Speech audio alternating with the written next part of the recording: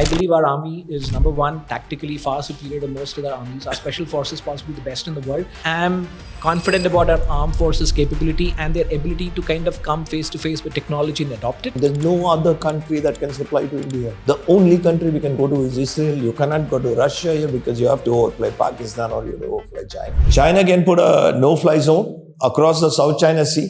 None of your ships will come down. You paint a very deadly picture. It is. It's scary. Nobody understands it. Why do people say that the next warfare is going to happen cyber? It is still a battle that was being fought with regular ammunition And artillery guns, regular guns. Many of these companies were not into the business of making weapons. Mercedes has actually made defense equipment. Ford has made defense equipment. the Bullet Royal Enfield, right? One of the largest produced rifles in the world. Let me tell you this. Birmingham Small Arms is It's BSA. BSA. Really? Absolutely. That with Germany is saying that we have human rights violations. Absolutely, yes. Absolutely. Human rights violations in Kashmir. Kashmir. This is by no means us talking bad about the army. Let me be very candid. You guys and other indigenous guys, can you supply the country in the next 2-3 years as more conflicts happen?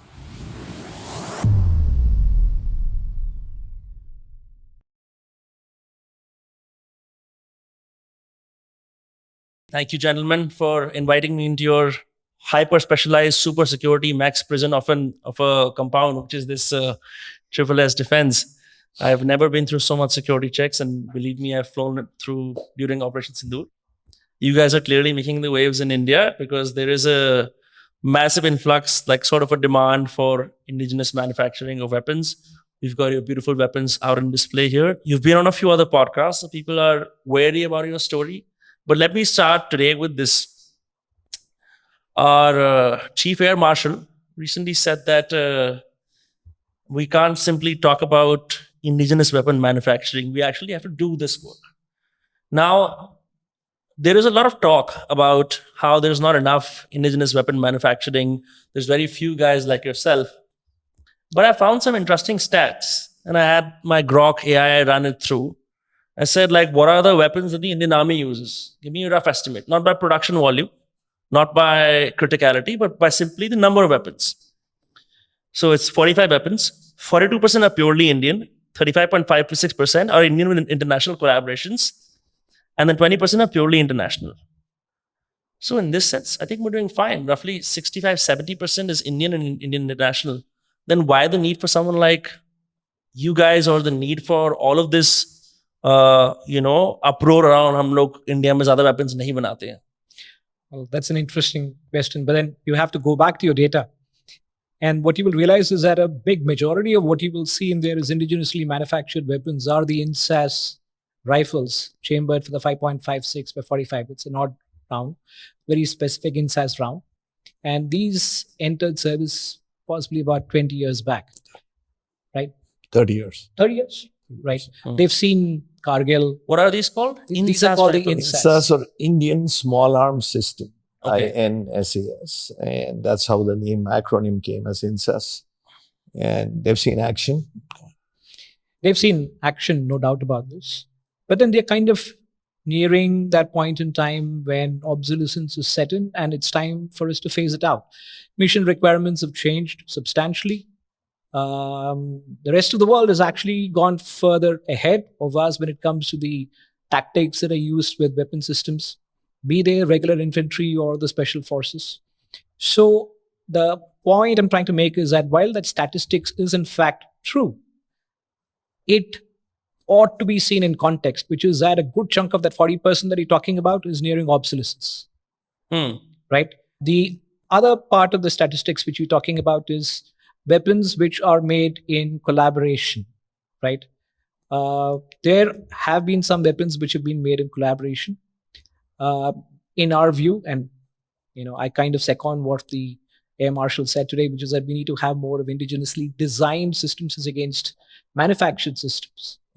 I think the time is absolutely right for us to stamp our authority in this world with regard to our ability to put out indigenously designed weapons. And I say it very clearly, stamp our authority onto the world, not just purely in India.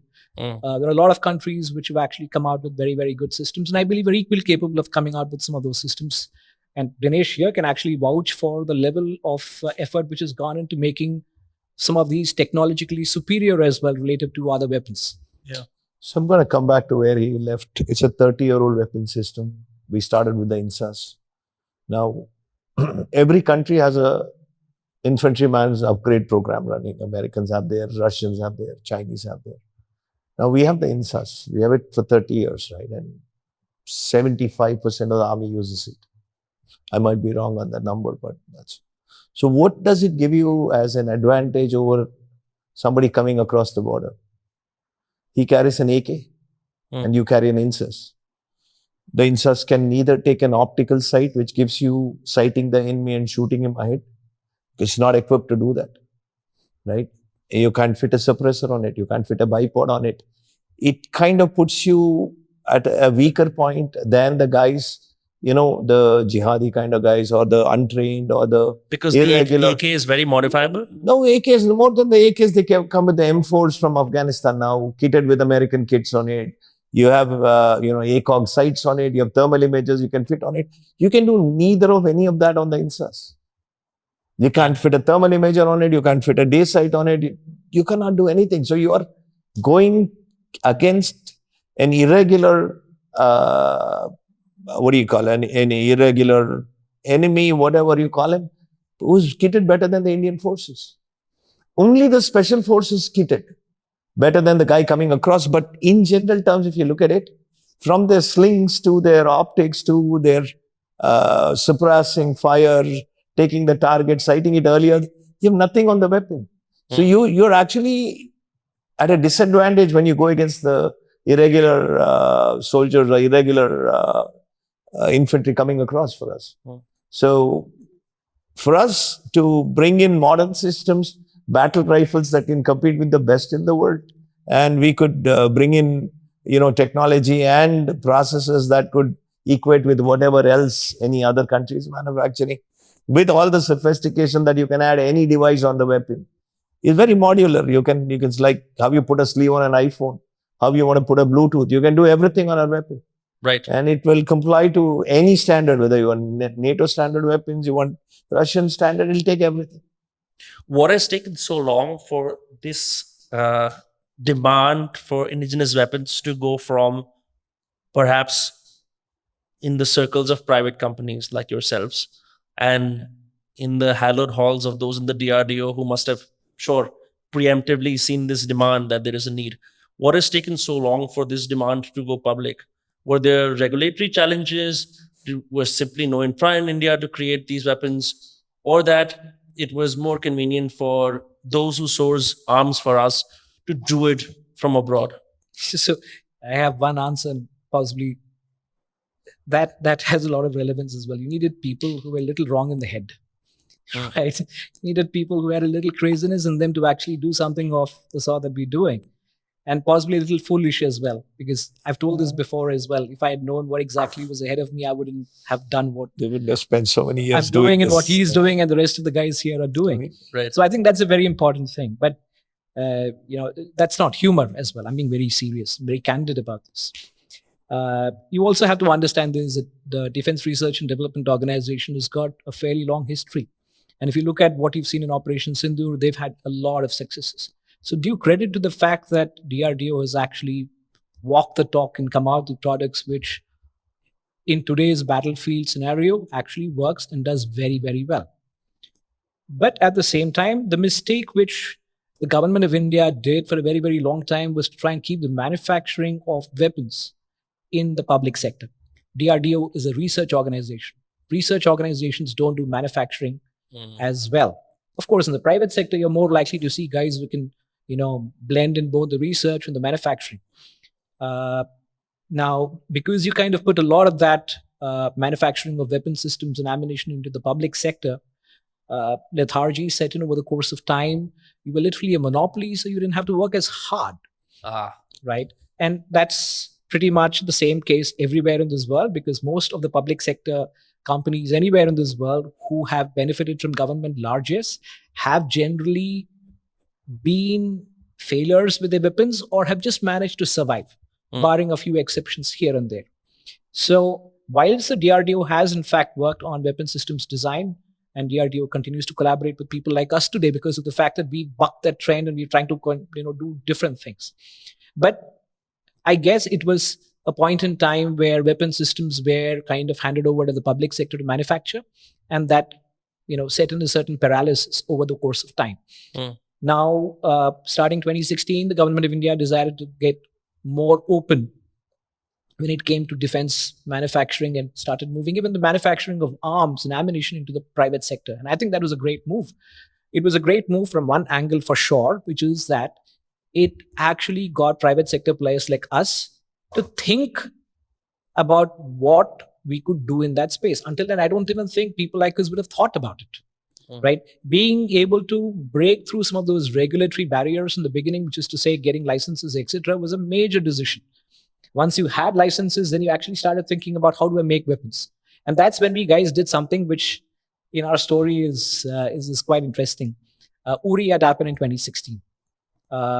Uri was a game changer again because there were private sector products which got used in that. You had the special forces basically coming across and asking people like us, can you get us this? Can you help us out with this? So we got the opportunity to work with some of those units who suggested ideas, who said this is something that could really be a game changer for us. Being crazy that we started working backwards and trying to solve some of their problems. And those problems basically became the reason for us to kind of get better. Like I say, we are a company which is more happy about failures than successes, because the failures on a daily basis dictate where we go tomorrow, right? And that's, I think, an important thing about defense equipment. You don't actually make a defense equipment which succeeds the first time. Possibly hundreds of failures later is when you're able to finesse that particular weapon and take it close to that 90-95% mark. And in all fairness, there are great weapons which have succeeded for the last 50-60 years, right? And some of those failures that came in the early stages of development of those weapons are the reason why they're still in operations. So another thing is, how if you go back into the automotive sector, till the Marutis came, there was nobody. Sure. Right? This is something like that. The OEBs were holding the monopoly. There were no private players. Then we got the first licenses, and then the more people start getting licenses, then there's a lot of upscale design and engineering that happens. You don't want to follow the old regulatory ambassador and premier kind of model. I was going to talk about that. Yeah. You've got this beautiful wall of perhaps some of the most beautiful weapons I have seen. And I'm only saying this because, and this is my question to you, I've been to these old armories, like private armories, like, some Maharaja will have it. I've been to some arms stores, and I think my only grouse is the weapons look pathetic. True. They're showing off some old snub-nosed revolver like it's like the greatest thing in the world. And so when I discovered you guys, I was like, God damn it, their weapons look cool. And they look like they belong in the world, right? And then off camera, you and I were talking about industrial design. Now, when you think about someone sets up a weapons, arms manufacturing company, you don't think about these things intuitively, but I guess you guys have. So what made you guys make these weapons look so good? And perhaps my question is so simplistic. It's because I'm a layman. If you go back and look at what, anything that looks good works good. That's something that some of the best plane makers said. Sure. Like Learjet said that. So you need to have a certain form factor. Industrial design per se is also just not mechanical design. You have reliability, you have the way it performs, accuracy, many benchmarks. Above and beyond all that, you also need to give it a form. And now that's where the styling comes into play. You want to catch up with the best in the world. Your form factor has to catch up with what everybody looks at. Am I a red dot quality weapon, or am I just another weapon? So you need to be able to put it out amongst the best in the world, arrive to what it is, and also the form follows function. So once the functionality of it is proven, then you go back and bring it to a form factor that would match with the best in the world.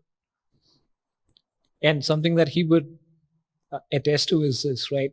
The idea of industrial design that we kind of approached for our weapons came in from the civilian sector, right? We again bucked the trend. We didn't generally look at the way that all other weapon manufacturers or the Indian weapon manufacturers were looking at form factor. Which is what? How do they look at it? There was no form factor. Seriously. Insers, I've seen the brief. There has been no form factor. They took a part of our previous weapon, which was called the FNFAL. They put the charging handle from the FNFAL. They took the bolt carrier from an AK, fitted into it. So it was like the army gave them a QR. It needs to fire so many rounds, needs to be accurate for a certain time, needs to function in a certain way. So these guys took parts of everything, put it and made something that would work. It took them 20 years to perfect. Even today, it's not perfect. And another thing is the design house is ARD, manufacturing is the OMPs. The design house can do something of some value, but by the time it gets translated into manufacturing, so they don't work together necessarily. It's not work together. The cohesion between both these guys is very different. Yeah. And which is one of the most difficult things for him here when he looks for us too, that what can translate into design actually to get it into manufacturing, to maintain the same quality you've done in design to manufacturing and to arrive to the same accuracies that you predicted in design is a whole life cycle design, process that involves from what you choose as basic formwork to metallurgy to manufacturing to process to assembly to testing. And that kind of pain, I don't think anybody would want to go through. Like in automobiles, you've got concept cars, right? Like concept cars look fantastic. Absolutely. And then you try them on the road and they don't come on the road either. Right? They very rarely come on the road. But maybe run me through that process. Like, okay, say if I'm a good artist and I Procreate on my iPad and I make a beautiful gun and I'm like, oh, this gun looks good. And then you try and fire it and work out. Again, I know you look like Piyush Mishra. I keep saying that. I think the North Indian audience will get it. But the reason I mentioned Gangs of Wasipur is also because in that movie, they what they do is they get truck pipes and cycle pipes and they make custom country-made pistols. So then they go back to the manufacturer, the guy, and their complaint is कि फट के flower हो जाता है. Like it just bursts up like that. Now on paper, it's good. Like you get a big truck steering pipe and then you make the gun. Similarly, and not comparing you with them, but I just making that analogy. From a simple design standpoint, you could create something very beautiful.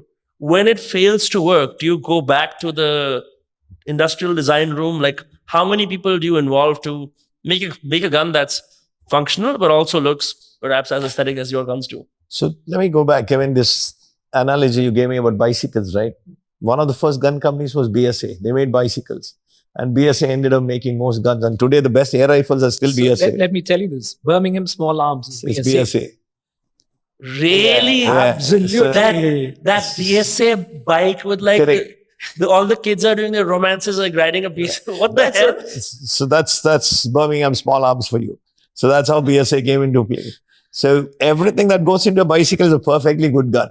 Not that it'll meet these standards, but it'll work as a fantastic gun. There is no issues on that. You're saying that hypothetically they use their recycled bicycles to make guns? No. That's not that you might want to take one shot or two shots, but not go to war with that. To war, you will have to bring in a lot more. Do you realize this? A lot of these companies actually, made their mark by supplying during the Second World War and the First World War. And many of these companies were not into the business of making weapons. Mercedes has actually made defense equipment. Ford has made defense equipment. Ford, in fact, made airplanes. No, come back to our guys. So what is Enfield? The Bullet Royal Enfield, right? It's the Enfield rifle. Lee Enfield. Lee Enfield was the guy, they built 3 million of those. Yeah. And then in the war, and after that, they built another 10 million of those. So it's one of the largest produced rifles in the world. Lee Enfield is a very famous rifle, by the way. I know, Mangal Pandey made it famous. I don't know who makes them, but I'm sure we use them for a long time and many other. So when you want to go into the design iteration processes, right? So there will be a series that the team here will get inputs from people, form and factor of the Indian size, the Indian height. Yeah, we have very diverse people. We have Gurkhas at 5 foot? 5'3"? 5 feet 2. And then you have the Jats and the Punjabi and the Sikh light infantry guys at 6'2", 6'1". So you have to cater to the whole spectrum. So you average out, you work your designs and form factors to match both spectrums. You give them options that you can adjust your weapon to cater to everybody in the demographic. You never get it from a white man. I mean, he's built for something else. For example, if the French build a weapon or the Germans build a weapon, it's a different form factor. You'll have to come back. Your grips don't hold well. Your buttstock does not align to you because it's too long. And they had enough issues with the FNFL. It was too big for them, and people took a long time to adjust it, and they did not have a bipod to hold on to. So there is a lot of things they run into, and the design process is done for some other country. So here we designed it for India, conceptualized it, prototyped it, built it for India with an Indian in mind and not somebody else in mind. Got it. When it comes to our own rankings in terms of indigenous arms, I think we're number 7. And I was surprised to see that countries like Sweden are number 9 or number 10. Such a small country is still producing some kind of weapons. So once again, let me ask you this. I mean, of course, you guys are producing your own arms. What are some of the major barriers to this becoming completely adopted by all of our forces? So Sweden, again, you bring in Sweden is brilliant. It's probably the best weapons design company in the world. Bofors is Sweden. Saab is Sweden. Kockums is Sweden. So everything amongst the best in the world is Sweden. Just that Sweden did not get into small arms. You have to understand that. Sweden is 9th because Sweden does the other play. They're not into small arms, but because they don't have to be. They have Germany next door who builds some of the best weapons. They have Belgium who builds some of the best weapons. So they decided to focus on the other things. They're protected by the other countries. Europe is a continent and a country per se. Everybody can do. We not like that. We can be isolated on either sides. Sure. And I think Vivek would be better to explain what happens if we pick up something from another country and then you should explain. I think we should talk examples. Yeah. So we should not be talking about about this in any theoretical way. I think we should talk about this very openly. Let's talk about small arms. I think there was a requirement a few years back.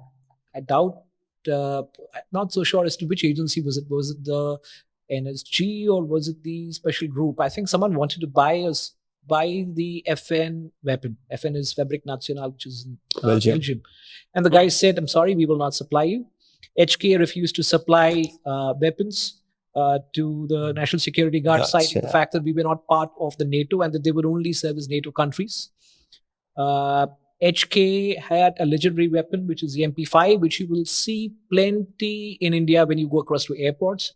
They're part of CISF, they're part of the NSG, and you will not get spares for those because of the fact that Germany has refused to supply spares, citing human rights violations. Let me be very candid here. Where Germany is saying that we have human rights violations. Absolutely, yes. Absolutely. Human rights violations in Kashmir, and they did not want to supply. So one of the things that happen is we get a lot of these requests saying, can you just give us a firing pin? Can you just give us a spring? You can imagine there have been divisions, and I'm not talking about general infantry. I'm talking special forces, special operations guys who have half of their weapons non-functional because of want of spares. Because of want of small things like a spring, a hammer, a pin broken. And guys like this kind of have half their equipment that is canned, or they cannibalize it into another weapon because they are never full strength. You know what? I mean, you should talk about the time when they wanted to exercise and they wanted weapons to exercise with another country because their weapons weren't good enough. Well, I think he is bang on several fronts. And I'm going to add more to it as well. This is by no means us talking bad about the army. Let me be very candid. I believe our army is, number one, tactically far superior to most other armies. Our special forces possibly the best in the world. They'll give the Americans, the Brits a run for their money. Their training is top of the line. Some of the equipment which they use is definitely good, no doubt about that. I believe there is a lot of obsolescence in the Indian army, and we've got to come face to face with it very, very soon. Because as much as you want to kind of fight the battle with morale and tactics, you also need to fight the battle in an asymmetric manner, right? You got to be having an advantage over your enemy, right? And I believe that advantage comes when you have indigenous guys who can work through conflict. For example, let me give you an example, hypothetical example. We're having a conflict. That conflict does not end in 3 days. It goes on to 3 months. What do you do? You got to throw the kitchen sink at it, right? You've got people coming back to you from the front lines. And by the way, this is not a hypothetical scenario. The Americans, when they went into Afghanistan and Iraq, had their guys calling back OEMs in their country, Barrett, Accuracy International, Everybody else. the SIGs of the world, the HKs of the world, saying, They're flying in ammo and guns again. not just ammo and gun. They're calling in the guys saying, we've got this problem with this weapon. There is a problem because we're using this in the desert. We're using this in hills.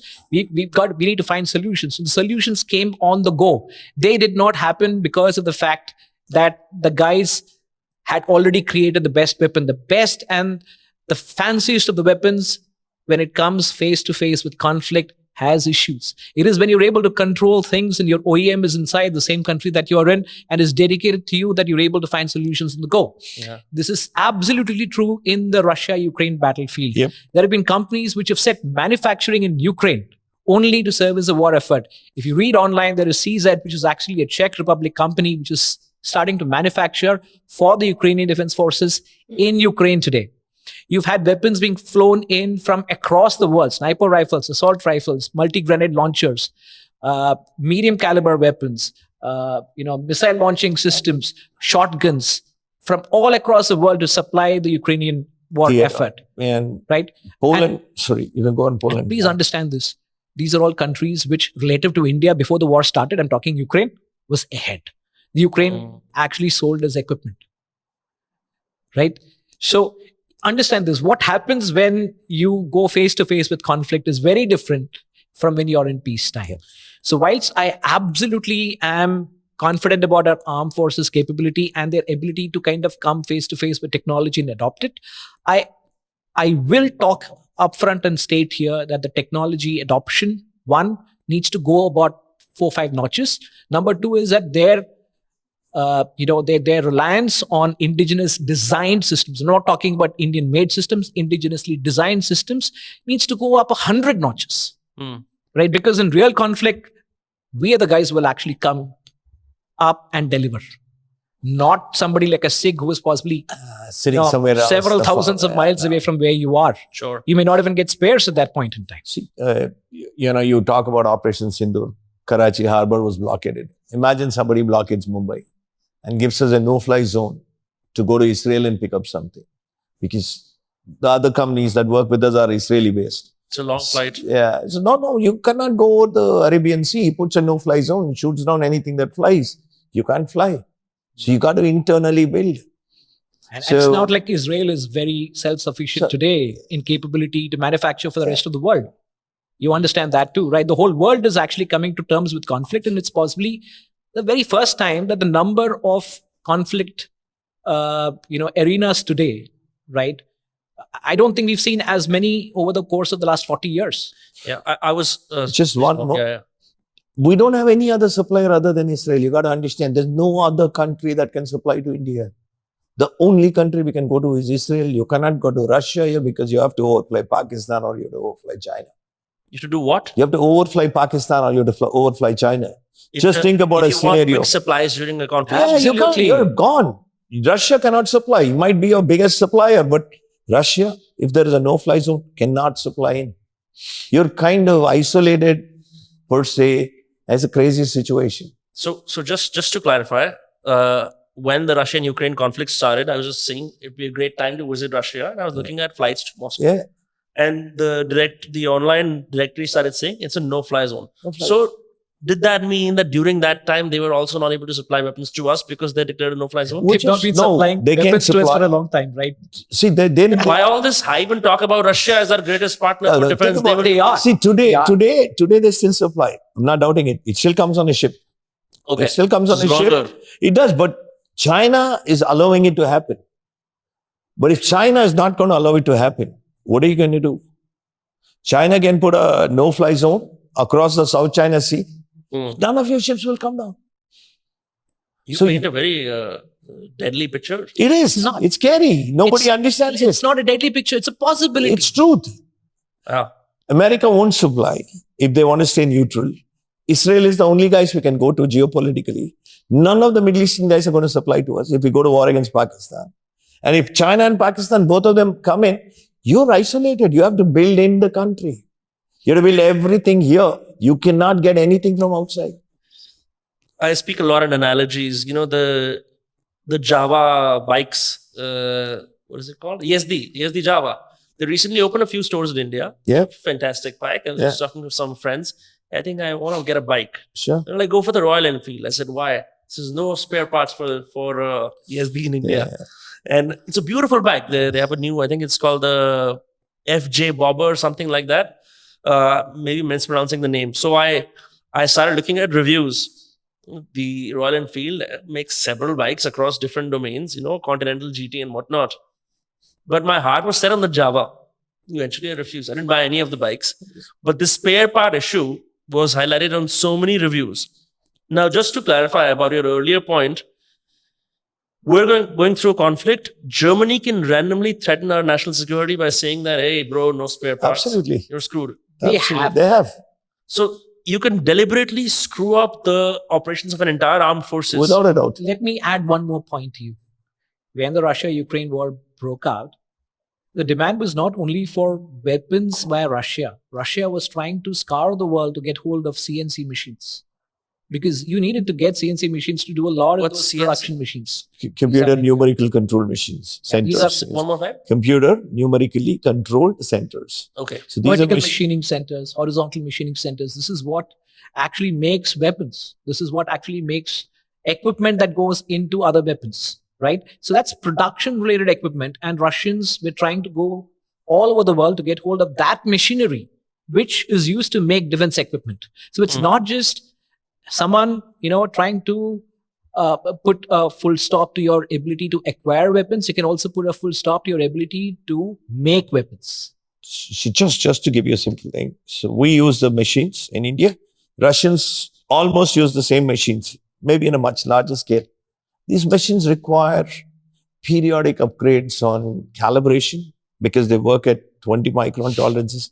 Just to give you a simple idea, your hair is 20 into 220 times. It's just to give, that's the size of your hair. Coming back to you here is 20 microns is what we look to get tolerances in some of our weapon systems. Calibration has to happen every few months. They need an upgrade, software upgrade. Sure. If you don't calibrate, you might have one weapon coming short on size, one going longer. So the calibration software and upgrades are not given. They can control so much that if you're not in line with what they tell you, they can out-calibrate your machine. You can have the machine, it could be running, but the calibration is all out. So That's geopolitics. That's your politics for you. It can be that painful. I've been denied equipment to manufacture in this place by certain Measure. countries. Let's be very clear. To measure. To measure. Not even to manufacture, to measure. measure what exactly? Measure whether I'm kind of going right on dimensions. If I just have to measure this part and I use a process, a tool or a Okay. computer-based They machinery. won't supply it to you. No, the Germans said, we are building weapons, we won't supply it. After we paid them. It's not that we didn't, we paid them and then they returned the money. But they would not. I mean, you gentlemen make me wonder if imports are not needed at all. No, but the same Germans supply to our other divisions. We have plenty of those machines, we have tens of those machines in our other divisions, but So again, it's not about us complaining. It's not about us trying to kind of put forward a very eerie kind of a view. It's not that. We're just trying to kind of paint the right picture for you. But it's a revelation that The right this- picture is that in areas which matter to national security, self-reliance, the ability to put out large quantities. They say, I think it was Joseph Stalin who said that quality has a quality of its own. Yeah. Mao. Right, matters in Mao- a very Mao. big. Was it Mao? Mao. Joseph Stalin? Not sure. Right. So one of those guys, one of those crazy ass fellows, actually said this. Right, saying that quantity is a quality of its own. In matters like, for example, production of ammunition, which we also make. Right, war comes in, you might have weapons, but you also need plenty of ammunition to sustain a war.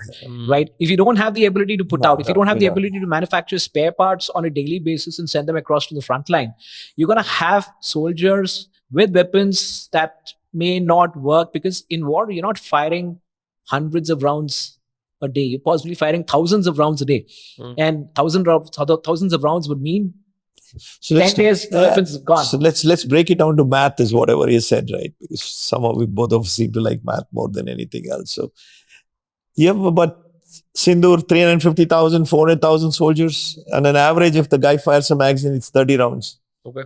right? And imagine he's firing 10 mags a day. It's an assault happening, you're blocking. Very easily you'd be firing 20, 30 mags to stop the assault happening. So you do the math. Each mag is 30 rounds. 90. 1,000 rounds a day, 300,000 soldiers. What are we talking? So the fact is this: when it comes to national security, being able to design your own weapons, design your own products, defense products, whether that be missiles, ships, drones, Yep. counter drone systems, medium caliber ammunition, tanks, artillery guns, etc. These are game changers, and it's. I guess there is a certain before and after kind of a moment, right? Mhm. So you had a moment before conflict, and now after conflict, you've changed completely in the way that you look at technology, you look at supply chain, and so on and so forth. You have China on the other side. We do actually make fun of China for the fact that their products aren't good. The fact of the matter is their products didn't actually work during Operation Sindoor. Right? The HQ9 was sleeping it out. I think I'm going to get one of those T-shirts which said I slept during this war, right? But you understand this, right? The Chinese have actually built up that ability to put out a large amount of munitions, a large number of systems. Even if they're not as competent. See, but not be the best. Might not give you the same kind of power a European round will give me, but it'll still do its job. And it's cheap. So just to say, we are a million strong army. 1,000 rounds a day is a billion rounds a day. Are we ready to take that kind of a call to go to war? We're a million strong army. What are we? We're 1,900,000? It's something like that. Yeah. And we will have to. Let's face it. So the idea in the positive, what I'm trying to tell you is this: the more that we get self-reliant, the more that we're confident about going into conflicts, the more that we become a global power, because by having that ability to manufacture inside of India, we're able to exercise power outside of India with a whole bunch of our friends. Right? And when you actually sell weapons, ammunition, other military products to your friendly countries, they stick with you through thick and thin. So you move from soft power to hard power. Hard power. And hard power sells. It's not... Yeah. You can talk anything you want to talk. You need to have a big stick when you talk soft. You understand that you carry a big stick and you can afford to talk soft. Yeah. So point is, I'm talking a defensive war. I'm not talking an offensive war. Sure. Our requirement will be $1 billion a day, even on a defensive formation. But if you're like the Americans and you're going to go invade a country, God help us. I mean, I don't even know how we're going to, We have too many freelance missions happening all across the world. But, let's talk about timelines. See, obviously our neighborhood is heating up now, right? It's kind of evident as there is maybe a power structure shift happening again in Bangladesh. China has become open about its backing of Pakistan, many calling Pakistan a vassal state of China.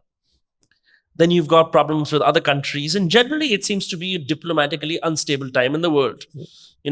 I lived in America. I was there for Trump's first term. And now all of these tariffs and whatnot, it seems to me that whether India does as much diplomacy as it has in the last 10 years, we are getting isolated. And which is why the demand for indigenous weapons and guys like you is an all-time high. But let's talk about timelines. You've got one major Operation Sindoor happening, currently going, right?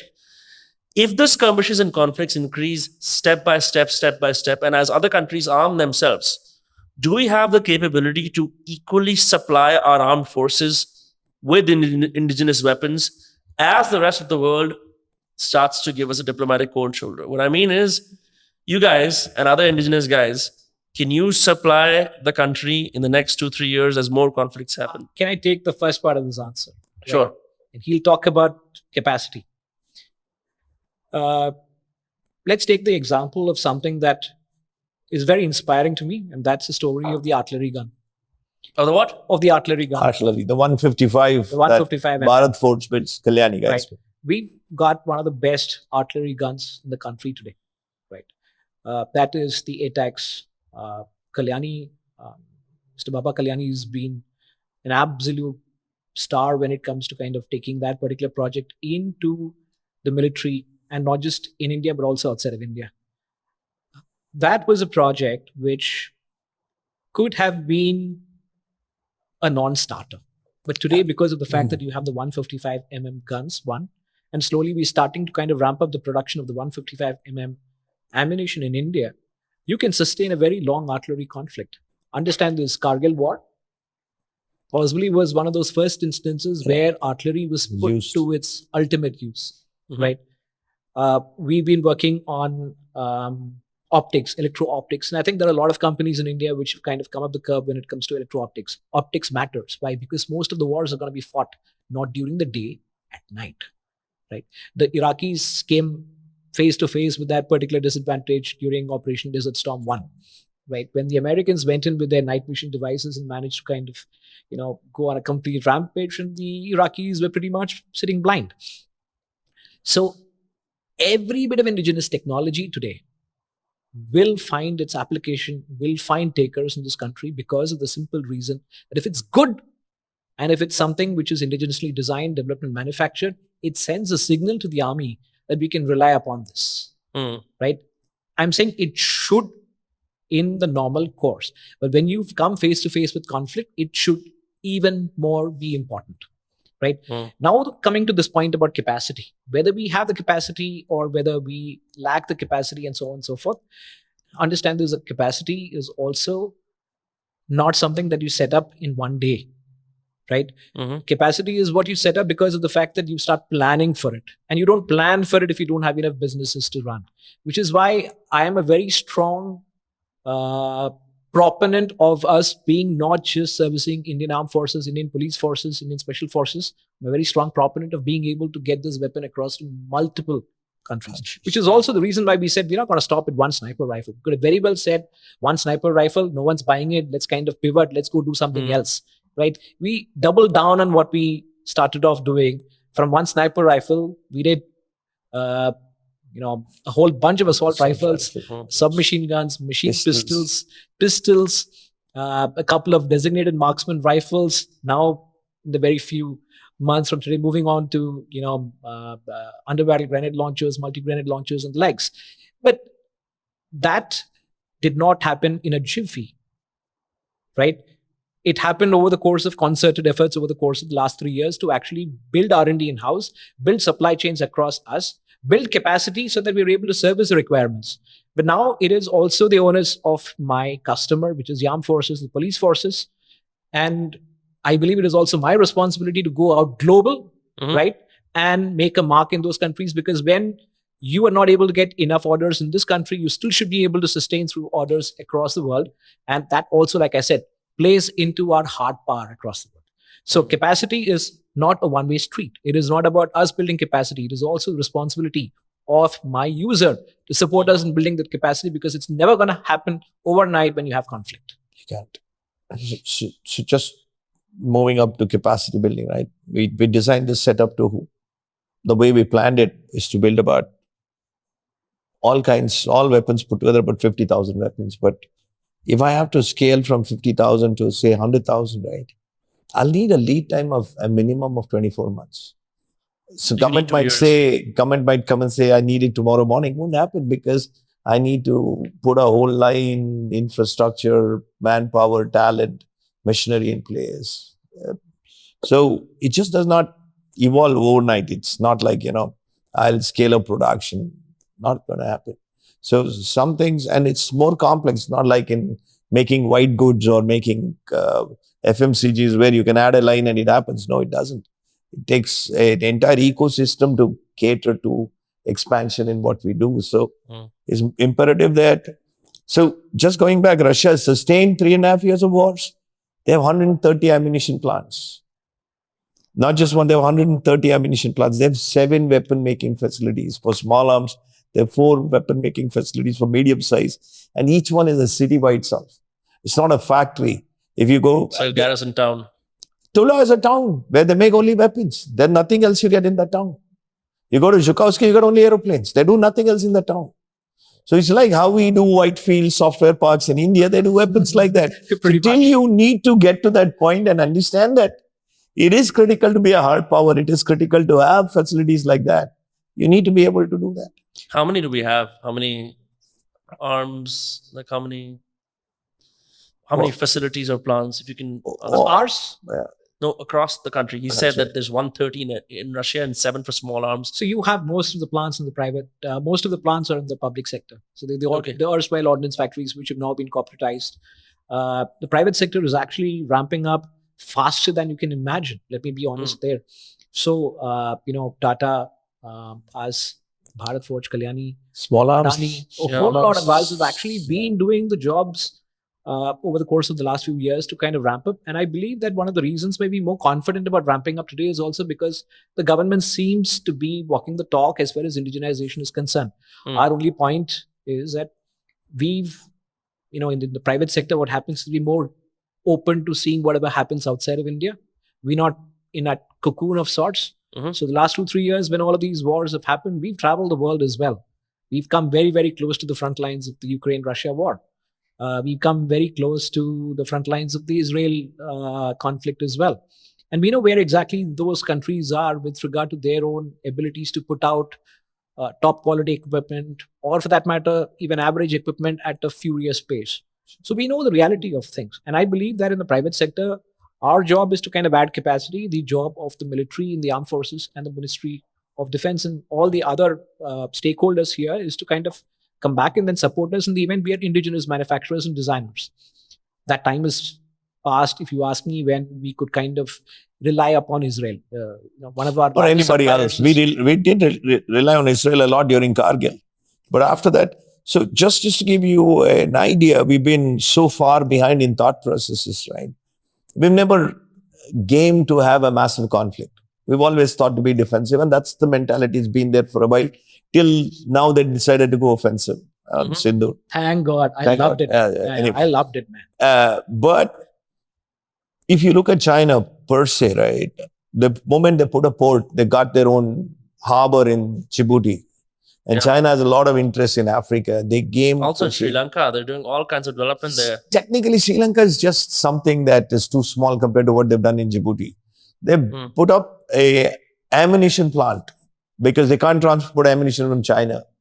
Wow. They put up an ammunition plant that's currently producing 500 million rounds of ammunition, enough to take care of China's expeditionary force into Africa.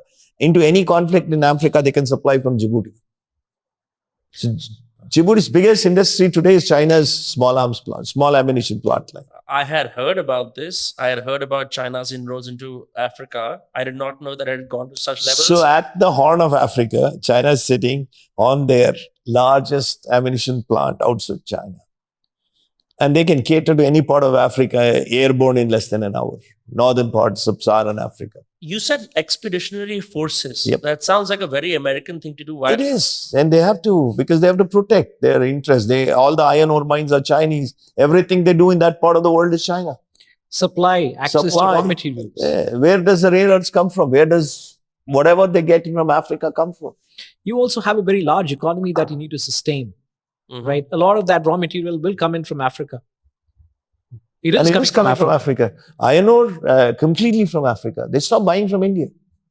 We're very marginalized now compared to what they buy from Africa. And they ship it at dirt prices. And they need to protect that interest. You can't have a guerrilla force wake up tomorrow morning and go against their mines. No, they defend it. Might not be in your face, but it's all the pieces of the puzzle are put together. And they know what to control and how to control.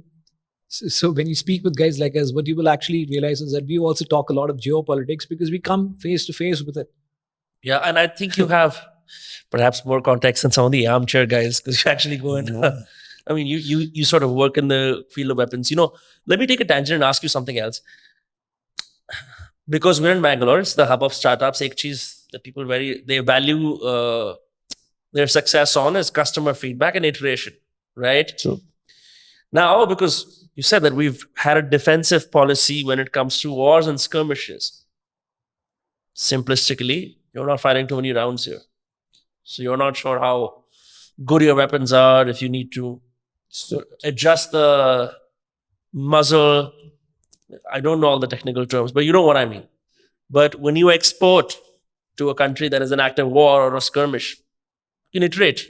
Those fighters can come and tell you like, hey, we are having this problem or that problem. And then you can improve it for here. In your expeditions abroad, when you've met these other countries and you've supplied these arms to other countries, what have you noticed about these weapons to make them stress test it for battle, and how you change? I think What I'm asking basically is, what does the iteration process look like? no, we due credit to the Indian Armed Forces and the way that they write their qualitative requirements. Some of those qualitative requirements are far more superior to what the rest of the world actually writes. Okay. So I think in our case, what happened is that when we actually saw some of those qualitative requirements, life of the battle being 15,000 rounds, the ability to fire sustained without cleaning for 1,000 rounds, getting crazy as accuracy marks and so on and so forth, putting sniper rifles through a reliability test where you don't kind of stop firing until 100 rounds are done. Sniper rifles, to be honest with you, might fire 100 rounds in operations over several weeks, right? Because you don't fire one round after the other. You will either get hold of your enemy in a round or two, right? And then you walk off from those spots. Yeah. Sure. But then we do that kind of trials as well. So in our case, we've been lucky enough to have a very demanding force in this country. So, where I want to just add a bit to what he said. If the Indian Army, the ringer they put us through, the trials and the tribulations we go through, if they put any of the weapons they import into India through that, all of them will fail. Absolutely. Without a doubt, you can take this as an open thing. Let the Indian Army put any weapon they've imported into India till today to the same rigors that they put us go through. Put all the Indian companies go through, like a Kalyani or us or anyone, and Adani, any of these guys, the kind of ringer they put us through to prove the weapon for them. None of the international weapons they buy will qualify through any of their tests. I'll make it slightly more palatable for you, right? Some of them will, because I know they will, right? I know they will. But the probability of them failing is not going to be in the low tens. It's going to be plus 50%. Yeah. Right? Let me be honest there. Now, are we good? One, are we as good as them? Are we better than them? These are the three questions which people would come across and ask us. And I have a very simple answer to that question. 7 years of our existence, and we've started competing globally with companies which have got 500 years of history. Yeah. Didn't you guys defeat in the All India Police Commander competition? You guys defeated, your sniper rifle defeated a sniper rifle from an American company. The one right below. Yeah. The one right below that one, yes, that defeated the world's best. What was the company called? Barrett. Barrett. Barrett. Barrett is Famous. a legendary name. Yes. It's a legendary name. Right? I love Barrett. Let me be honest with you. We as weapon manufacturers don't look down upon other weapon manufacturers. We love other weapon manufacturers for what they put out, but we beat them. Right? The fact is this, right? But 7 years. Barrett has been around for 3-4 decades. Yeah. Legendary people working in that company. Guys who came to Barrett, they've been working with companies that have 300-400 years, legacies. So. Right. So you've got 100 years of legacy, 100 years of screw-ups, 100 years of refining your weapons, 100 years of knowing what will sell. And hundreds of wars later, let's also put that. Hundreds of wars later, they know what to build. We've no wars. And we've never had, other than competitions and trials, we've had. Hindi में बोलते नहीं बच्चे की जान लोगे क्या? Right? Now, I am stating exactly that same point, which is that, are we good? Yes, we are good. We're trying to prove that we're better than those guys. Yeah. But do not expect that we're flawless. None of them are flawless. We are also not flawless. We're going to have screw-ups. We're going to kind of come back to the drawing board, make things better. You asked me this question about how do you kind of, take your weapons through the stress test. We do stress testing pretty much every week here, right? Our sniper rifles go through environmental testing, hot and cold testing. We put them into water, we put them into mud, we take them out, we go out and fire. If things don't work, we go back to the drawing board. Our assault rifles basically have to go through, not hundreds of rounds, but we kind of go continuously over 2 days for 10,000 rounds to see as to where exactly there is a failure on one of our pressure parts or the barrel, right? We ought to do this because my customer is possibly one of the most demanding of customers. And I love that. Let me be honest here. But as demanding as they are, we are also demanding of ourselves. The private sector is very, very different in that.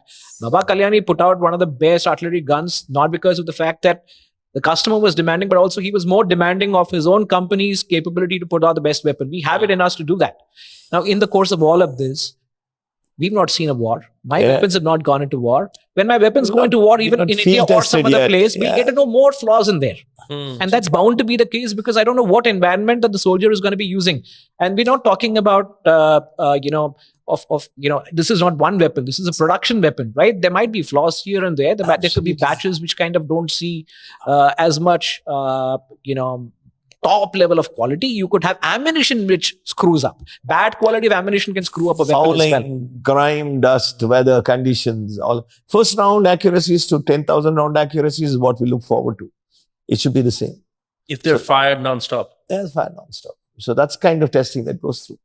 You can go We and do see, check hot accuracy. accuracy, which is to say you fire 100 rounds continuously and then you go out and then check whether you're able to get the same accuracy marks. Marks. Yeah. Yeah. So I know this is a longer story, but clearly you guys are very passionate about it. That's why you're here and you've spent so much time waiting for me to set up. Let me ask you this. Why did you guys get into it? Because clearly, first, you're fanatics for having so much information. Second, you're passionate about this.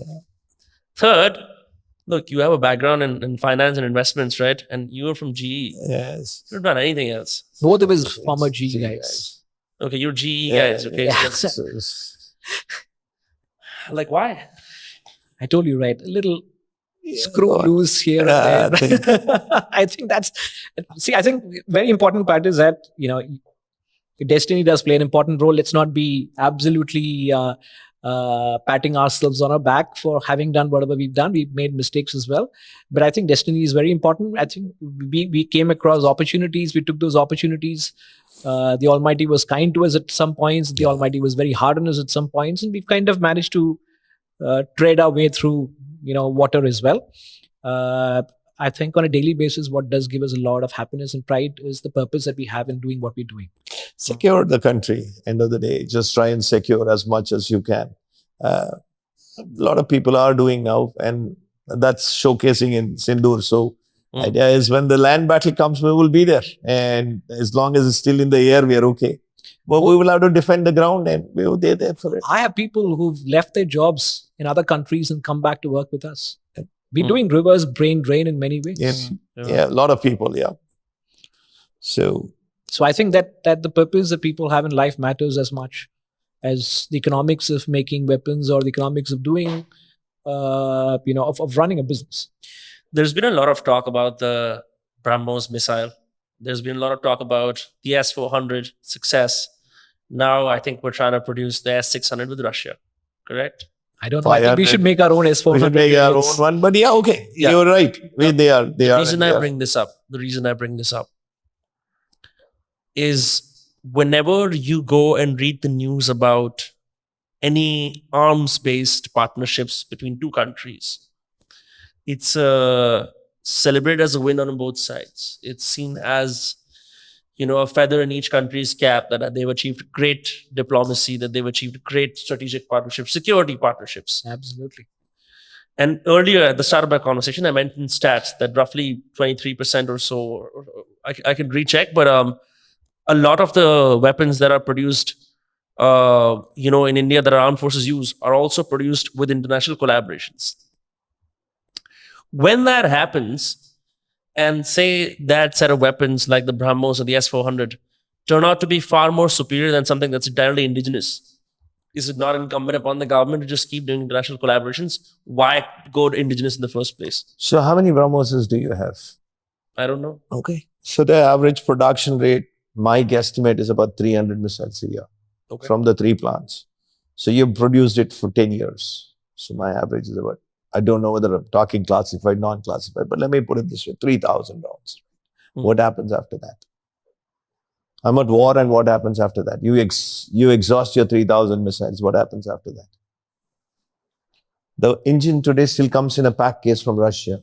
We don't make the engine, right? So what are you going to fly it with? So the liquid ramjet that it flies on comes from Russia. Till today, it comes in a pack case. You can quote anybody in any of the BrahMos divisions, and we still buy the engine. And we have to do that. We have to do that. And because we will do that. I'm telling you, I think the change that we've seen in the course of the last few weeks is this, that now we will do that.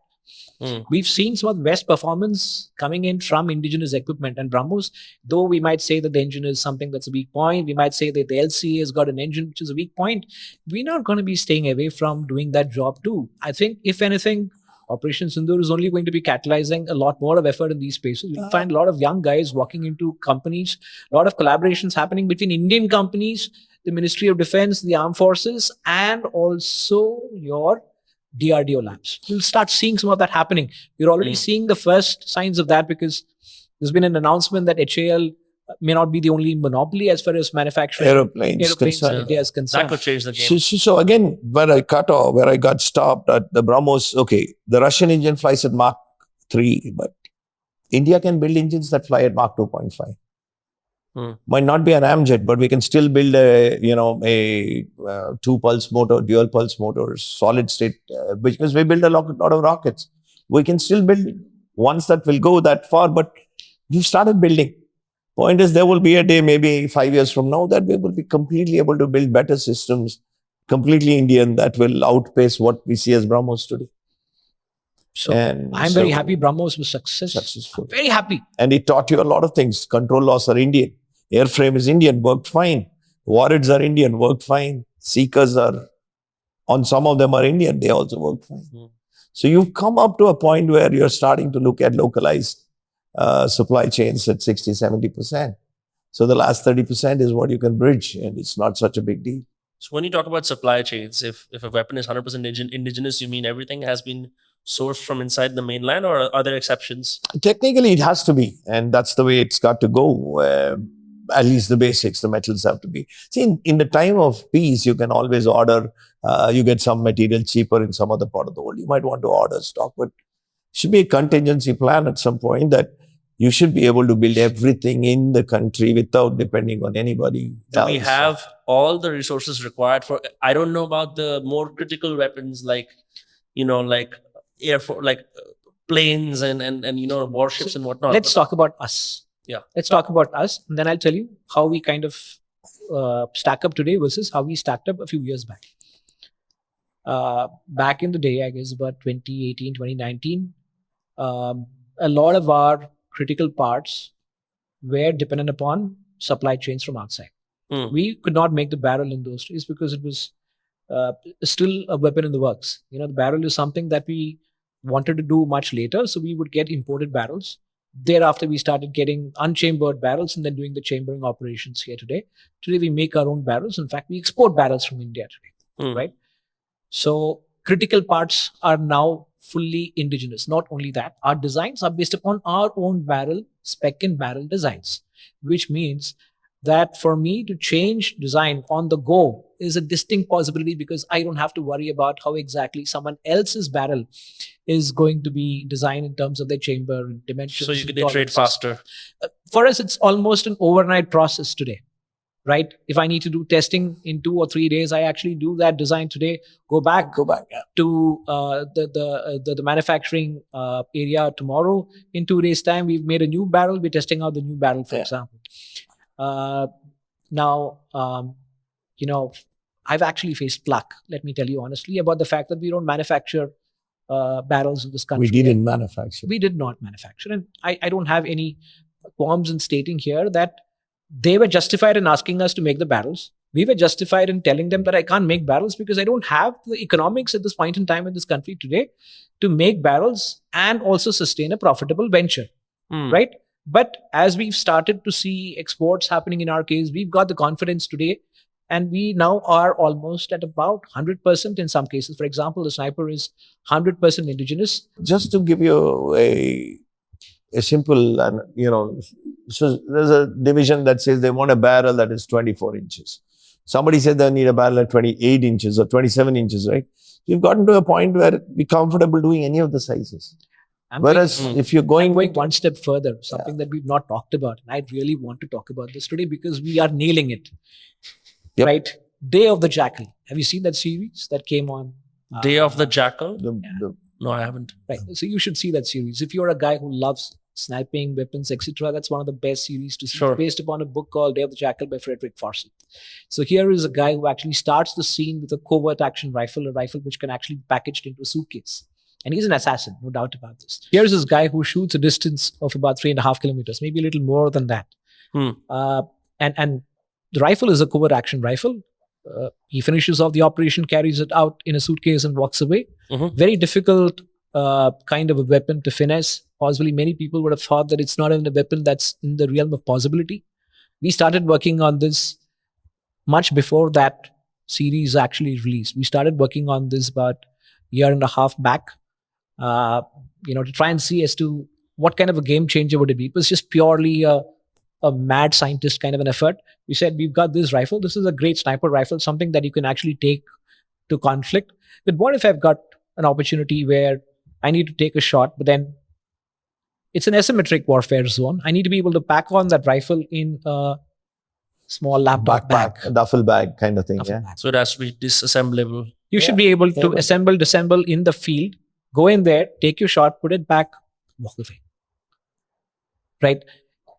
We've been working on that. Should hopefully be something that we can unveil in the course of the next few months. Amazing. This is a project in the works. But then it's a fantastic project for us to work on today because we actually control the entire system. Design, process, manufacturing, the whole line is controlled here. The army can come up and say, I have this as a mission requirement. We can give it to them. I used to play the Hitman video games when I was a kid. And Hitman is known for, I don't know if you guys know, maybe it's just this bald contract killer who's got a QR code on the back of his head, but he is known for his sniper rifle. And that's how I learned about sniper rifles first, because he used to have this briefcase and he used to have a Dragunov sniper rifle in it. You would spend in the game, you find a vantage point, you spend about 40, 50 seconds assembling the rifle. It's done, kill him, disassemble, and you move away. And in certain parts, you can't really use the sniper rifle in the case because not every rifle is disassemblable. Sure. If you can build something like that, that'll be pretty cool. But then the reason why we're working on that, one is because R&D needs some mad scientist problems also. Otherwise, I'm not going to be doing justice to the kind of talent which we have here. Number two is sometimes you have to do wacky projects to build the culture of the company and imagine that things which are not normally seen, right, can actually be made. The worst thing that can happen is you will fail at it. Correct. Right? Which is perfectly all right, because in the course of failing at it, we'll learn hundreds of things more. Right? And that's across the board applicable to every defense company, all the way from a Lockheed Martin to a Northrop Grumman to us. So just so because something you see, this is a suppressor that you see here. And this is something that we designed for our, something we tested over a period of time, evolved into multiple, form factors, and finally settled down to something that would be reducing the recoil of the weapon and suppressing the sound. He did both on a shock plane and on a sound plane. So both of it was. But the funny part is it came out of nowhere. India bought rifles from Finland, Sako, paid an arm and a leg for it, but they wouldn't supply suppressors. So you imagine you're going into battle, you want to be a sniper and you don't have a suppressor. How are you going to go to stealth? So first task was not to build suppressors for our weapons, but we built it for the Sako. And our first contracts to the army went to all the rifles that the army had bought without suppressors. Not that they did not want to buy suppressors, they're not given to you. A country will not sell you a suppressor. Yeah. A lot of Europeans will not even sell you military grade weapons. What we buy are either civilian grade or we buy law enforcement. It's almost like your hand is being pushed to buy these weapons. It's not pushed. It's just that that's the platter you have on the table. And we were not there when a lot of these weapons were bought as well, right? I mean, in the picture we bought the AK-203, but we did not have our P-72, which was basically, in our opinion, better than the AK-203 in many respects. All of it. Yeah. Yes, I respect the AK-203. I respect the Kalashnikov guys, but that does not mean that I'm going to say, "Bhai, aap bahut mahan ho." Wo nahi aane wala hai No, it's good. Hey man, it says made in Bharat. Like I'm proud of it. It was born in Bharat. And this has gone into every division that is sitting on the world's best. I'm considered amongst the world's best weapons, the Sako from Finland. No, earlier you were talking about cannibalizing weapons when they are not able to find spare parts. Could you talk more about that? What does that mean? What do you mean? I mean, if your trigger spring is gone, so you pull out that trigger spring from another gun and put it in, or remove the whole trigger assembly, put it in. And it's not as effective, not as functional. It's effective, but then you have a dummy gun. The other weapon becomes redundant. It's it's like you have two cars. So our guys have you already just move tires from either cars because you don't know how to fix in war, it. that happens. It does happen in war. Yeah. our guys have gone to this measure to ensure that we are still fighting. Keep operations going. Thank God for the fact. Again, I'm coming back to something that I wouldn't say on a regular course. The battle-proven rifles that we have today, set aside Operation Sindoor, is still the INSAS rifle. And that's there in plenty. Yeah. Right? And so if you have that INSAS rifle, which is there in plenty, and in the worst possible case, you need to go back and then figure out which law enforcement agency, which police forces got those INSAS rifles and put them into battle. You can do that. But that's because you built in plenty. Yeah, build them in millions. I think And you designed them in-house. So you have the complete supply chain available to you. Right? So the INSAS development project did give us some benefits in terms of having rifles which can at least go to battle. They may not be the best of the lot, but they can still go to battle in the event we've got to fight a sustained one. So now the things that we came up and on the INSAS we say, right? So let's look at what happened in the Gulf War, both 1 and 2, right? All the Western equipment that could see the Iraqis at about between 2 and 2.5 kilometers. They could sight them. They could range them day or night. The Iraqis could see them about 500 meters lesser or 400 meters. Not very much, but there's still a difference. So they just stood beyond the range of what they would acquire the target and you could wipe them out. Same thing will happen in the small arms. The guy with an optic on the weapon will be acquiring you as a target, maybe 50 meters before your eyes on a mechanical sight can pick you up. And that can change the course of war. I mean, against Pakistan, I don't see such a big deal because both of us are kitted almost to the same levels. But against China, where every Chinese guy is going to come back with a gun and an optics that they build, a massive industry that is building all the equipment. You might be, and a guy might not have the talent, the skill of an Indian soldier, but he will be equipped much better. He'll be equipped with sights and optics and, laser range finders, kits like that could give him all the deficiencies you find in him as a soldier, all the deficiencies of fitness or, track records or practice or training, whatever he might find lacking, you suddenly up his equipment. That's it. I believe tactics and training is still very essential. The main game changer, So as much as we guys talk about technology, we know for a matter of fact that the Indian soldier is what he is because of the fact that he's got an ethos, he's got tactics, he's got training, and he's definitely better trained than the Pakistanis, possibly even better trained than the Chinese. But technology in due course of time. And you know what? Let's not kind of go to this very generalized view that the next battle is going to be all about drones.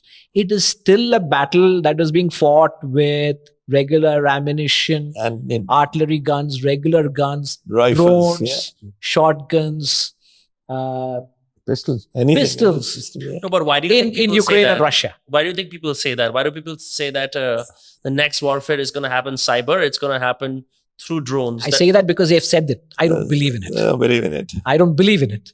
Right? Because I'm all the fronts that we've seen so far have all had people going in, trying to hold territory, trying to fight the adversary who is constantly changing the tactics. So, weapons, be they guns, ammunition, medium caliber weapons, large caliber weapons, handguns, drones, missiles, all of these have a role to play. It's going to be a multi-layered conflict if it comes to that. It's never going to be, the next war is going to be very short. It's going to end in 20 days, 30 days. It's not going to be that. And even if it is going to be that way, do we say we will not prepare for a sustained war? Do we say that? It's not going to. So, they're going to augment what we have. They're not going to supplement what we have. I was going to say that because for the average Indian who is watching his Twitter feed and also the ones in the border states, it is perhaps the first time. And I have seen the drones when I was in Israel on a 5-day delegation when this conflict was happening last year. It was not unobvious to see drones or to hear the sound of a missile going or to even hear the explosions. It was not unobvious. Happened a few times when I was there. But it is a new normal for Indians to see ki bro, Absolutely. drones are upar, ye aa rahe, wo aa rahe. So then the drones have entered the conversation and like nothing else. Like, oh, drones are rahe. And so that's why I'm asking you. You're saying they're going to augment, but to what level? Because our view is also another thing. You need more drones. You also need more weapons to kill the drones. The drones. And I believe the future is really going to be about kinetic kills, which means that you're not going to be able to simply rely upon soft kills. You'll have to kind of have weapons which can shoot drones out of the sky. The Americans are working on it. The Russians have been working on it. The Ukrainians are working on it. Yeah. I have friends in Italy who kind of making anti-drone shotguns and making lots of money out of it. anti-drone shotguns. Absolutely, because that's the last line of defense. Defense. When you have an FPV drone coming at you and it's coming at you at 20 meters per second. So, yeah, anywhere from 10 to 20 meters per second. And then you have a small squad of soldiers. It is very customary today in the Russia-Ukraine theater to have one squad which has at least 2 shotguns and who can actually shoot it up in the last mile 80 meters, 50 meters away. Because if it does come into you, it's going to cost death to 5 people but together. shotguns don't have a long range, right? They Like, don't, but 50 meters is good enough, right? Instead of dropping a grenade on you. You're going to be shooting shotguns which have tungsten pellets or steel pellets at it, so that you're able to kind of. Yeah. I mean, it's the return of skeet shooting. yeah. Like an Olympic sport now. Olympic sport right It's now. like a war sport now. You keep knocking it I've out. only seen this in doomsday movies, by the way, where like the guys are shooting. the No, drones. I have friends of mine who've actually been trained by Olympic skeet shooting guys today to be functional and efficient in the war zone. Yeah, crazy kind of shit. Funny things happen in conflict, and for us, seeing other people's conflict over the course of the last 2 to 3 years has been great learning. And I believe seeing our own conflicts and learning from those is going to be a work in process. And I believe a lot of my colleagues in the defense space would be very, very interested to see what we can do to kind of, be better at asymmetric warfare. I love asymmetric warfare because I believe that's what we need. Right? I don't think we want to be kind of giving run-of-the-mill weapons. I think the next generation of what we would be making as weapons would be weapons which give you an asymmetric edge over your enemy. Yep. Right. So you look at this little conflict that happens, 3-4 terrorists come in and hide out in one small jungle area or some house areas. And a cordon that the army puts out as 300-400 soldiers with all their guns and equipment and bring the cordon closer, right? But at the end of the day, both of them are using the same weapons. Both of them have no advantage over each other. But There's numbers on one side. except for the numbers, Yeah. So you will kill 3, you will lose 3. Makes no sense to me. Why should you lose? Because should not you lose. should not lose anybody. The same thing is if tactics can evolve, right? And you move if they have adequate amount of sniper rifles. I'm not talking the 338. I'm just talking either the DMR or the 7.6250 ones. Your standoff is just sit at half a kilometer from him. 4-5 guys can take him out. You don't have to go close to him. Don't have to risk him out. You can either wear him down or you can use longer firepower. So simple things like that does not happen because they don't have the weapons. And that's where the handicap comes in. Or the tactics along with some of those weapons. Or not all of them have been trained on those tactics as well as a few. Right? So you look at it, look at how it evolves. So last time they went into Balakot and we were outranged by them on their long distance air-to-air missiles. We were outranged by 20-30 kilometers, so they took the first shots.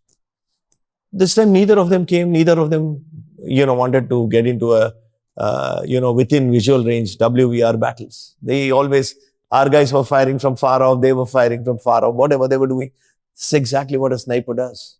You don't have to get into 50, 100 meter battles. You can be sitting out 300-400 meters happily taking the shots and that guy's bullet won't even reach you. I mean, an AK is not accurate beyond 100 meters. After 100 meters, you'll really need to be very good and very good optics to get you. So at 400 or 500 meters, you're very comfortable. You can be sitting, watching, taking your shots, monitoring what they do. And he's in your land. You don't have to wear him down in 1 hour. You can wear him down in 3 days. There's no hurry for anybody. So tactics has to change. You got the tools now. We build everything. We build everything that is needed for small arms that anybody in the world builds. Any country needs. So we have every one of the weapon systems. Not just that, I want to tell you this. If you go to the US, you'll possibly find about 1 or 2 companies which actually make all of these weapon systems. That we build here. One or two. most of the guys do not make precision sniper rifles. Just a handful of them actually make them. And those guys do not make assault rifles, and definitely not pistols. We make pistols, submachine guns, assault rifles in two calibers. One is a 7.62 by 51, the other one is a 7.62 by 39. We make them in Russian calibers and the NATO calibers. Very few guys in the US actually make them in the Russian caliber. If they do ever make them in the Russian caliber, they actually import their components entirely from Poland and just simply assemble them. What's the Russian caliber and the NATO caliber? Like what? Yeah, so the Russians have been working on a different caliber, which is to say that over the course of several years, their bullets are a different family. Okay. Right? You can't put a Russian bullet into an American gun rifle or a NATO gun and then fire. Vice versa. Yeah. Right? That's just difference in philosophy, difference in the way that both of them actually evolved. The Chinese have their own caliber also, by the way. They're independent Right. of everybody. They've gone on their own. But we use both equipment. The AK series is Russian caliber. That uses the 7.62 by 39. The SIG we have is an American caliber that uses the 7.62 51. We build both the calibers here. Considering that your company is still young, I would say, are you going to see the full use and adoption of your weapons much, much later, say 2 decades later? Because in my understanding, it takes a while for the forces to know the weapon like it's the back of their hand. I don't think that's the case. I don't believe in that No? at all. I don't believe Be in that fastly at all. adopted. No, understand this, right? The way that you actually go back and work with your forces is one, by putting out a weapon which is ergonomically right. Number two, where the training time that it takes is hardly anything. For example, the AK-47 variant that we made, anyone who uses an AK can get used to it in 24 hours. Okay. It's like driving a car. You train with one particular car. You buy a new one, you move into it. The maximum acclimatization, familiarization might be an hour. Guy will be back, his muscle memory will be back. So, 30, 40 rounds downrange and he's good enough to go with it. And in about a week, he's got muscle memory on that well built as well. Yeah. And then the NATO weapons that we have, the NATO weapons are pretty much built on the same base platform as what you might see. But we just decided to do certain things different. We said, let's look at the best weapon that we can find on the assault rifle platform in the world. And yes, we have certain weapons which we love more than the other ones. And we said, fine, that's the HK416. Made very popular by the fact that it was used by the SEAL 6. SEAL 6 when they kind of captured Osama bin Laden. So we said, let's kind of look at that platform and build our own weapon. Right? So we built our own weapon, which is actually the equivalent of an HK416. The HK416 will cost you $2,500, $3,000. $3,000. We are a fraction of that cost. Right? So we bring in value in that sense that we're able to kind of match something which is of a higher performance and price it much lower than that, because we know that in our armed forces and our police forces, the value for money does matter. Yeah, because the unit economics comes in. You've got so many people as opposed to other armed forces in the world. Not just that, it's in our culture to actually demand more. So that's perfectly all right. That's all. Kitna deti hai, you know that. Yeah. Because you guys have been to many different nations that have seen war or skirmishes, and you said sometimes conflicts can get funny. Maybe narrate a few stories if you have, because har desh alag tarike se jang ladta hoga. Something unique that you found about the way people fight these wars, something anomalous that you found. So I think I'll speak of one, and he'll speak of something else. But I'll stick to what I have seen and what I know of. One story I did narrate to you is the fact that people have started using shotguns against drones. I see that the next few months and years, we will see a lot more of kinetic kill happening against drones, because drones are a game changer. They are asymmetric warfare. They can come at you from all possible directions.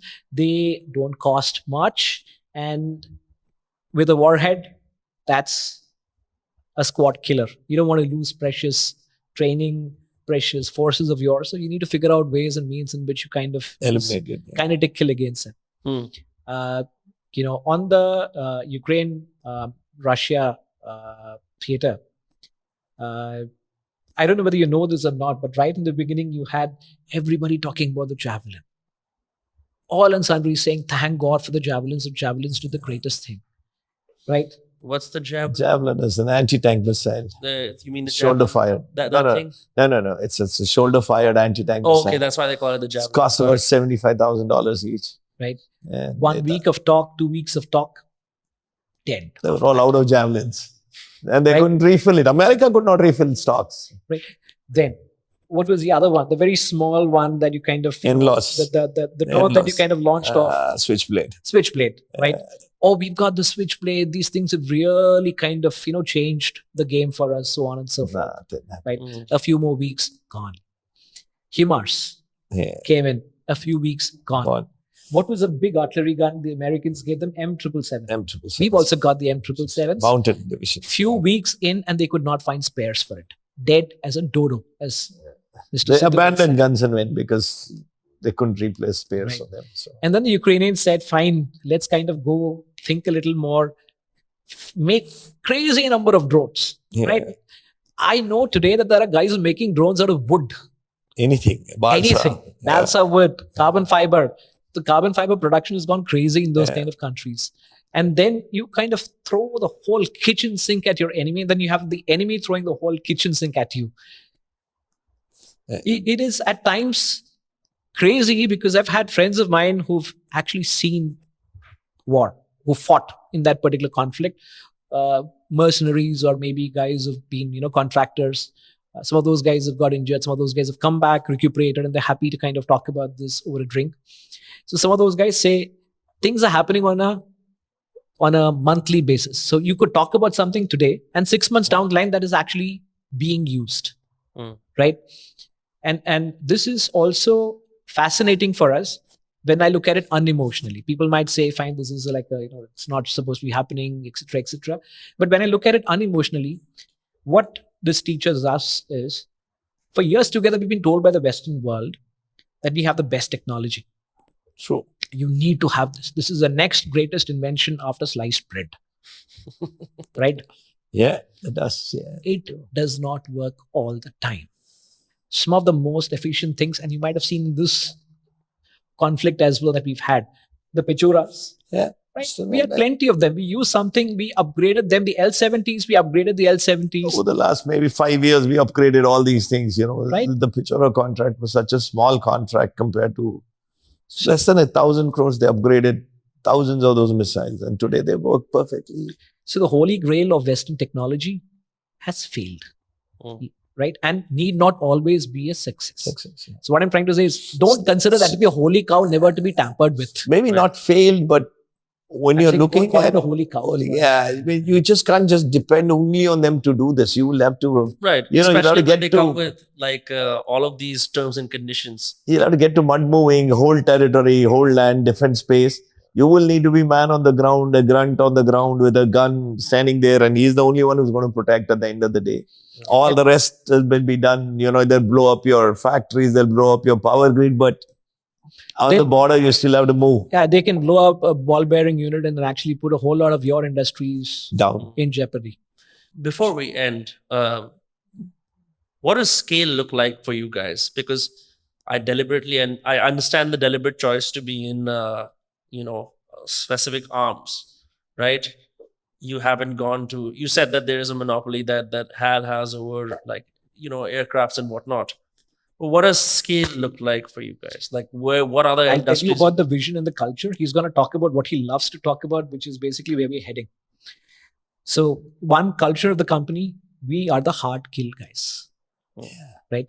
We're not the guys who are going to make aircraft. We don't want to be making aircraft. There are other people who do a beautiful job. Jobs at it, yeah. There are guys in this country who make large caliber weapons, large caliber ammunition. We love to work in that space from small caliber to medium caliber. We love asymmetric stuff which is actually going to be, a game changer, right? But without carrying a huge price tag, right? Culture of us is nimble, very quick, very open to new ideas that we can see elsewhere. As much as we say, fine, we would love to design, do everything in-house, we also realize the fact that the rest of the world has great stuff to offer. So wherever we can obviously find partnerships, collaborations with outsiders, we do seek them. Sometimes it works, sometimes it does not work. Sure. On tech, he's going to talk. So where do you want, capacity-wise, right? We've sized this. When I say scale, very humbly saying, when I started my podcast, I had a camcorder. This is my nimble setup. This is that sniper rifle. Otherwise, I have a big setup, Gradually, I took more people to my team, but it's obvious. You increase the subscribers, increase the revenue, Understood. right? More production quality. You get increasingly amazing people. You make a stable business model. That's what scale is for me as a podcaster. What does scale mean for you guys? Right. So this was our first facility, just to give you an idea. So we've set up our ammunition facility about 150 kilometers from here, which is on a 220 acre property currently. In Andhra Pradesh? Andhra Pradesh. Yeah. That's the ammunition line. With 220 acres built up, so I can scale up 5 times of what I am today if the demand asks me to do. We're building another 250,000 square feet in Chennai for another requirement. And we built that facility in 10 months, 11 months going now. So for us to move from our designated 50,000 rifles to 500,000 rifles will be less. If there is a demand coming to us and there is a requirement, we could scale it up in 18 months. And when you're talking about scale in the other direction, just scaling in terms of product portfolios, you've already seen what all we managed to do in the course of the last 3 years, for the most part, last 3 years. But the next step for us, like I did tell you, is to be in that space where we're not only looking at infantry weapons, we want to be looking at weapons which can go on to autonomous mechanized weapons, infantry units, mechanized armored. infantry, AI-controlled weapons, anti-drone systems, a whole bunch of technology from basic weapon systems to completely remote control units, sensor fused, network fused weapon systems. Are you guys doing R&D for that? AI controlled Yeah, weapons? we've been doing Yeah, that for the last 1.5 years. Are we close to having AI controlled weapons in our own armed forces? Or We Yes. would probably demo something in the next few months. We'll Yes. give you a demo of And I believe that is also going to be a game changer for us. everything from sensing to shooting. We want to complete the loop. Yeah, shooter sensor fusion is something what we're working going forward. We could have a prototype as soon as a few months from now. But that comes with the caveat here that do not expect that the first weapon is going to be a success. I get it. Yeah. Oh, of course. Yeah. We won rarely is that's For the most part, it's going to fail, but then we'll get there. We'll get there. Right? Yeah. We've toiled till we got here, so getting there. That's a much easier journey now. We've done a lot of heavy lifting. I've never met men who do defense business before, so this is a first for me. Sure. Let me ask you this. I mean, like everyone has different businesses and they have all kinds of problems and pitfalls and challenges. पैसा खत्म हो जाता है, liquid cash flow की दिक्कत होती है, someone's out there to nab your territory. My assumption is, in your case, the problems also have to do with national security, getting people convinced to even consider you guys for buying these weapons, and a whole lot of other personal, professional challenges. I see how well guarded this facility is.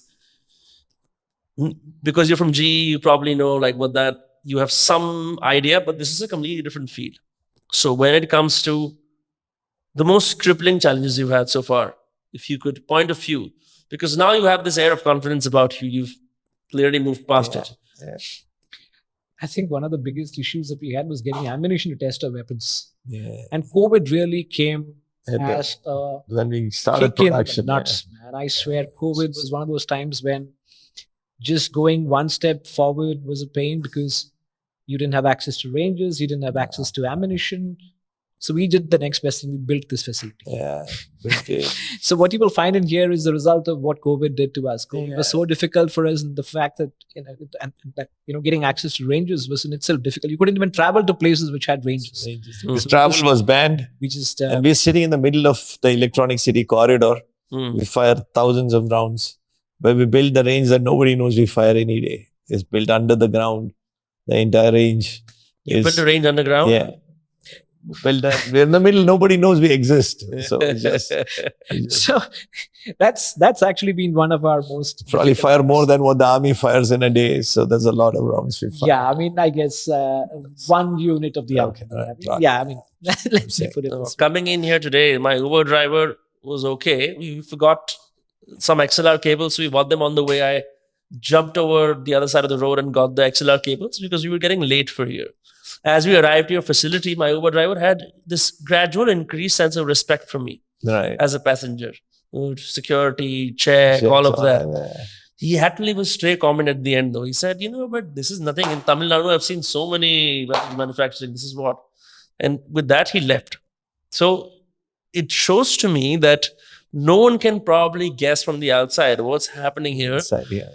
But as you walk in, when you see the culture and you see all the people who work for you, and you see the passion with both of you talk about, your work, that this is something that more people should pay attention to. And I hope that those who are watching this podcast, those who are listening to this podcast, can pay attention to what is happening in indigenous arms manufacturing in Bharat. And I just did not expect that I would encounter such passion today when it comes to do what you do, and such pride and patriotism as well. So thank you both for your time. Thanks for your time as well. It's good to have you here. Always a pleasure. Thanks. Yeah, but wait, my exit isn't done yet. Fine, I'll just do it to the camera. Sorry. Oh, my.